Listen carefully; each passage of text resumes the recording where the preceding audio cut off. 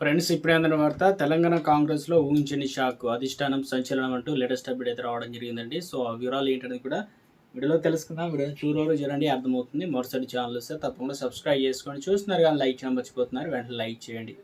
తెలంగాణ కాంగ్రెస్లో ఒక్కసారిగా రాజకీయం వేడిగా రాచుకుందనమాట. ఎందుకంటే సీనియర్ నేత ప్రభుత్వ సలహాదారుడిగా పనిచేసిన సభ్యురాలను ఉద్దేశిస్తున్నట్లు చెప్తున్న ఒక వివాదాస్పద ఆడియో క్లిప్ సోషల్ మీడియాలో వైరల్ కావడంతో అధిష్టానం వ్యవహారాన్ని సీరియస్గా తీసుకుంది. ఈ క్రమంలోనే ఏఐసీసీ క్రమశిక్షణ కమిటీ ఆయనకు షోకాజ్ నోటీసులు అయితే ఇచ్చారనమాట. ఎందుకంటే టీపీసీసీ చీఫ్ బొమ్మ మహేష్ కుమార్ గౌడ్ను ఉద్దేశించి అలాగే పార్టీలో మహిళా నేతలను కించపరిచేలా మాట్లాడినట్లున్నటువంటి ఆడియో క్లిప్ సామాజిక మాధ్యమాల్లో విపరీతంగా వైరల్ కావడంతో కాంగ్రెస్ హైకమాండ్ తీవ్ర ఆగ్రహం వ్యక్తం చేసింది.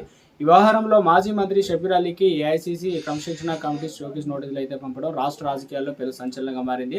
ఇక ఇటీవల బయటకు వచ్చిన ఫోన్ కాల్ ఆడియోలో పార్టీ ముఖ్యులు, అధిష్టాన పెద్దలు డబ్బులు ఇచ్చే వాళ్లకు ఇక పనబెట్టే వాళ్లకు అమ్ముడుపోతున్నారంటూ తీవ్ర వ్యాఖ్యలు అయితే వినిపించాయి. ఇవి ముఖ్యంగా టీపీసీసీ చీఫ్ మహేష్ కుమార్ గౌడ్ ఏదైతే ఉన్నారో లక్ష్యంగా ఆరోపణలు సాగడం, దాంతో పాటు మహిళా ప్రజాప్రతినిధులు తక్కువ చేసి మాట్లాడడం పార్టీ శ్రేణుల్లో తీవ్ర కలకలం రేపింది. ఏఐసీసీ పెద్దల తీవ్ర అసంతృప్తి అనమాట.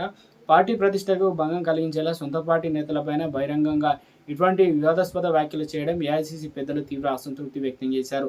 మహిళలు కించపరిచే అంశంపైన కాంగ్రెస్ అధిష్టానం గట్టిగా స్పందిస్తూ వెంటనే వివరణ ఇవ్వాలంటూ షబ్బీర్ అలీకి హుకుం జారీ చేసింది. ఇక ఆడియో లీక్ వ్యవహారం వెనుక కామారెడ్డి జిల్లా కాంగ్రెస్లో అంతర్గత విభేదాలు ప్రధాన కారణమైన చర్చ నడుస్తుంది. షబ్బీర్ అలీ వర్గానికి స్థానిక మరో ముఖ్య నేత చంద్రశేఖర్ రెడ్డి వర్గానికి మధ్య కొంతకాలం ఆధిపత్య పోరు సాగుతుంది. మరోవైపు ఈ ఆడియో లీక్ నేపథ్యంలో తమపై తప్పుడు ప్రచారం చేస్తూ సోషల్ మీడియాలో ట్రోల్ చేస్తున్నారని కామారెడ్డి మాజీ మున్సిపల్ చైర్పర్సన్ గడ్డం హిందూ ప్రియా పోలీసులకు ఫిర్యాదు చేయడం స్థానికంగా మరిన్ని రాజకీయ మలుపులకు దారితీసింది. ఇక ప్రభుత్వ సలహాదారుడు హోదాలో ఉన్న సీనియర్ నేతపై హైకమాండ్ ఇలాంటివి చర్యలు తీసుకోబోతుంది. దీనికి షబ్బీర్ అలీ ఇచ్చే వివరణ ఎలా ఉండబోతుందనే అంశాలపైన ఇప్పుడు అందరి దృష్టి నెలకొంది. రాబోయే రోజుల్లో ఈ వివాదం ఏం మలుపు తిరుగుతుందో